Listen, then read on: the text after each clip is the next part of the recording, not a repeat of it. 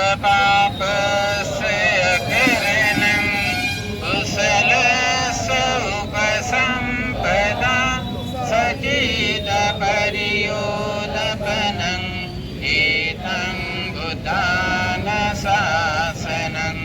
धम्मं चरे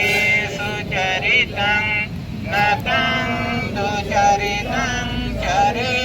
धम्मचारी सुखं चेति अस्मि लोके परमि च न तावता धम्मधरो यावता बहुवासति यो चापम्पि सुत्वानं धम्मं कायेन पश्यति सवे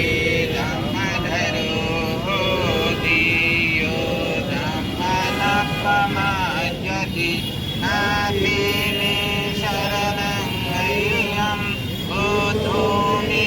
शरणं वरं एतेन सत्यवचेन भवतु मे जयमङ्गलं नाति मे शरणं गह्यं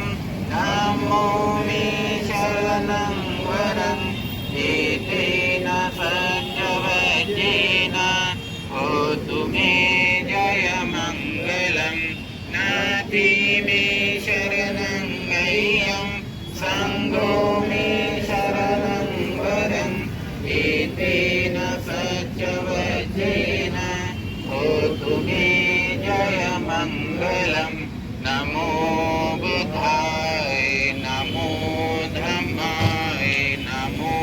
सङ्घाय साधु साधु साधु।